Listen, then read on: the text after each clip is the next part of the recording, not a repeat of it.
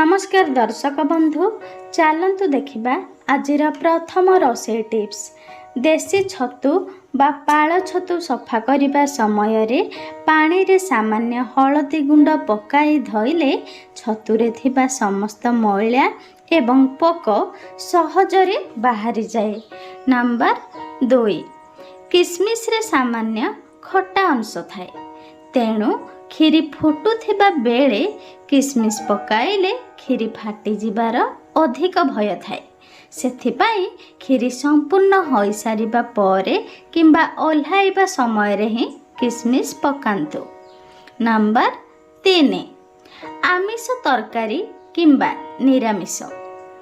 पनीर आलू पटल रसा भली तरकारीर झोल को गाढ़ एवं सही स्वाद देबा पाए 8 ରୁ 10ଟି काजू को उषुम पानी रे 15 मिनिट बुड़ाई रखंतु। एहा परे ताकू मसला सहित बाटी की तरकारी रे व्यवहार करंतु।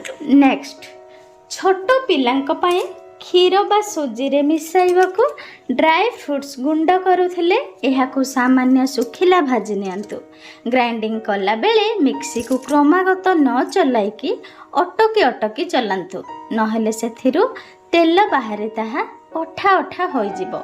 एबे देखिबा परवर्ती टिप्स।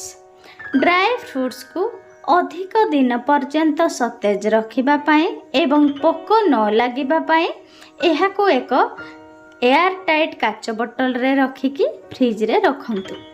एमिति नुआ नुआ रोषे टिप्स विषय रे अधिक जानिबा को चाहुथिले आमर चैनल को प्लीज सब्सक्राइब करी आम सहित जोड़ी होई रुहंतु। नंबर 6, आलू चप बैगणी किंबा परिबा भजा पाई बेसन घोल प्रस्तुत कला बेले सेथिरे सामान्य चाउल गुंड निहाती मिसंतु। यह बेसन आवरण को खूब क्रंची करि थाए। नेक्स्ट, छेना गजा एवं गोलाप जामुन। छेना जातीय जिनिस छाणिबा बेले अनेक समय रे ताहा तेल रे तरली जाए बा छाड़ी जाए। एथिपाई छेना को भल भाबे मंथिबा सहित सेथिरे सामान्य सुजी बा मैदा बाइंडिंग पाई निश्चय मिसंतु। एबे देखिबा परवर्ती टिप्स। चटपटा चूड़ा भजा। चूड़ा को प्रथमे सुखिला कड़ाई रे भाजी रखंतु। गोटे छोट कड़ाई रे तेल गरम करी सरिष, चिनाबादाम, काजू, भृषंग पत्र, कंचा लंका एवं सामान्य हलदी गुंड पकाई छुंक प्रस्तुत करंतु। एही छुंक को भजा चूड़ा, बीट लूण एवं चाट मसला सह मिसाई देले प्रस्तुत होई जिवो क्रिस्पी चटपटा चूड़ा।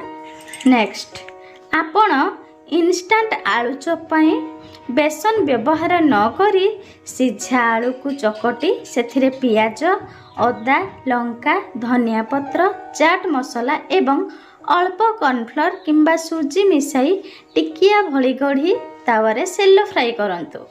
एहा कम तेल रे चटपटा नास्ता बनी जिवो। एबे देखिबा आपणक पई विशेष टिप्स। जे कोनोसी चटपटा नास्ता सहित धनिया पत्र, पुदीना, रसुण, कंचा लंका एवं तेंतुली किंबा लेंबू रस पकाई एक खट्टा मिठा चटनी तैयारी करंतु। यह नास्तार टेस्ट को आहुरी अधिक बढ़ाई देई थाए।